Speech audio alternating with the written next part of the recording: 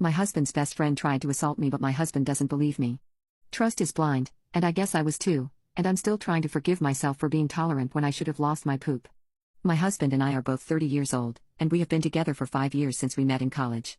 I still don't even really understand how we got together since we're polar opposites. Even when we met, we had completely different lifestyles and interests.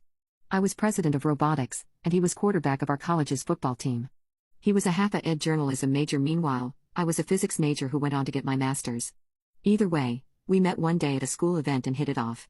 We had an instant physical attraction, and once we started hanging out, we only got closer and closer. We got married after college, and it was a little hard to adjust to at first. Our friends were very different people, and at first, our friend groups didn't mesh super well.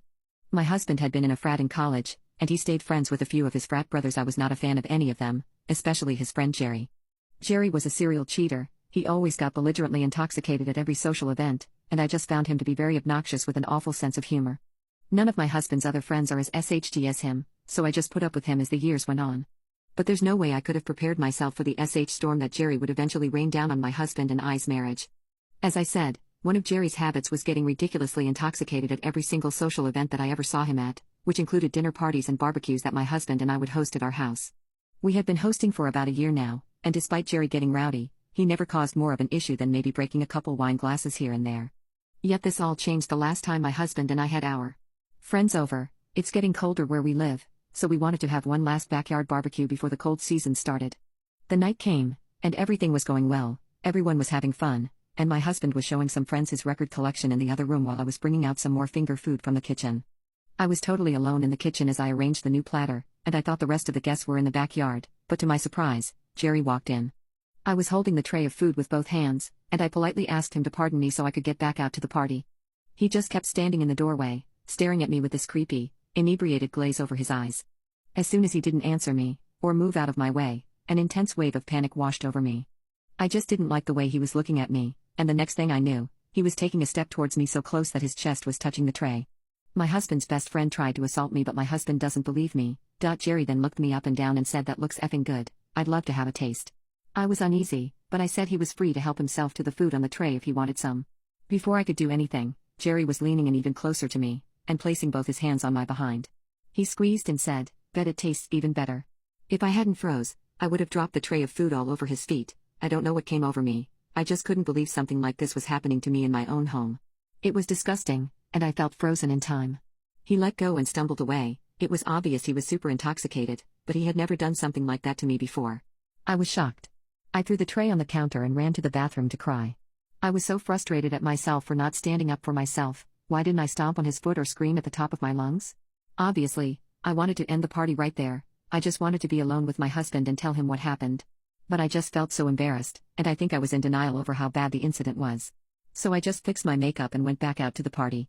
I didn't want to ruin the night, and I felt responsible since I was hosting after all. The night was grueling. I tried to put on a happy face, but I was crumbling inside. By the time everyone left, I was exhausted, and I realized my husband had a bit to drink too. We ended up just passing out, but the next morning at breakfast, I told my husband something had happened that we needed to talk about. My husband immediately sat down and took my hand, listening intently. I broke down crying as I told him what Jerry had done, and how small and violated it made me feel. So far in my marriage, my husband has been nothing but kind and understanding towards me, but all that went out the window that morning. After I finished speaking, I looked up at him, still sniffling. I saw that his brow was furrowed, and he had dropped my hand. After not saying anything for a while, he asked me how much I had to drink last night. He gently suggested that maybe I misremembered things, and that he was sure that Jerry would never touch his wife like that. I was stunned. He kept speaking, saying that maybe the next time we hosted, I should stay sober. The only thing I could think of to say was that I hadn't drank at all the night before. My husband and I are currently trying for a baby, and I stopped drinking since we started. My husband said he was sorry that I was feeling upset, but just because I didn't like Jerry didn't mean I could make stuff up about him. I had no idea what to say. It felt like a nightmare, and I didn't recognize the man in front of me. All I said was okay, and started clearing up the dishes. My husband gave me a kiss on the forehead and went back to bed like nothing had happened. It was the most painful moment of my entire marriage, and I took a couple of days to process what the hell had just happened to me. I was so in love with my husband, and he successfully manipulated me into thinking I must have interpreted Jerry's actions incorrectly. I packed up all my true emotions, and just tried to ignore the pain that was left over. But it ate at me, and I knew I would never be comfortable in front of Jerry again, and that I didn't have my husband's support like I thought I did. We had another dinner party planned for the next month, and I was dreading it. Yet the week of the party came, and I started to feel more angry than hurt. I started resenting my husband, and I hated Jerry with every fiber of my being. I decided I would record any interaction I had with Jerry, since he was dumb enough to harass me once. I figured the chances of him doing it again were high. Unfortunately, I was right, and the dinner party would turn out to be a life-changing night, but not for the better. My husband's best friend tried to assault me, but my husband doesn't believe me. Next month's dinner party had arrived. I had been nervous at first, but the closer it came, the more prepared and vengeful I felt. As I mentioned in my first post, that I decided I should record all my interactions with Jerry in case he tried to grope me again. So I bought an electronic record and hid it in my dress. I felt so off the whole night, but to be fair, I had been feeling off the entire month since the last dinner party when Jerry had first put his hands on me. My husband hadn't believed me and convinced me I had made the entire thing up. We dropped the issue. I guess he didn't care and forgot about it, but I haven't forgotten about a damn thing. I wasn't enjoying myself at the party, but I still tried to act cheerful and do my best to entertain my guests. My husband was in the backyard, smoking cigarettes with a couple of friends while a few of my friends started a little impromptu dance party in the living room. I had felt so crappy the whole night, but seeing some of my best friends just having goofy fun made me loosen up, and I joined them for a bit of dancing. Of course, that's when Jerry had to come into the living room and ruin the entire vibe for me. At that point, there were about 10 to 15 people dancing, and Jerry made a beeline for me and started trying to grind on me. It was disgusting, but I guess I wouldn't expect any less from him. I immediately left the living room and made my way to the bathroom. I don't know if anyone noticed what he was doing to me, but no one followed me. When I opened the door to leave the bathroom, Jerry was in the hall waiting for me.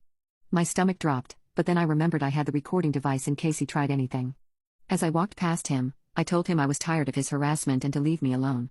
It was later in the night, so he was heavily inebriated. I guess that's why he grabbed my wrist after I said to leave me alone. I had no choice. I turned to face him, and he leaned in so close to me all I could smell was his beer breath. He was slurring his words as he began telling me how pretty I was, and how lucky my husband was to have snatched me up. I kept telling him to get off me, that he was gross to me, but he just held me tighter. I was getting scared. He was being so bold even though there was an entire party going on right in the other room. He tried to kiss my neck, and he begged me for just one night with me, that's all he needs. I started to cry. I felt trapped and alone, and when he tried kissing me on the mouth, I finally screamed at him to get the hell off me. My scream caught the attention of two friends in the living room, and they came into the hall to investigate, but Jerry quickly left to the backyard before they could catch him. I couldn't face my friends, so I ran right into my room from the hallway and stayed there until I heard the very last guest leave. I heard knocks on the door and a couple of my friends asking if I was okay, but my husband never once came to check on me.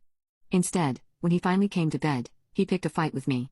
In an annoyed tone, he told me I had been a SHT host that night by disappearing for half of it, and that he was disappointed in me. I knew there was almost no point, but I brought up Jerry again.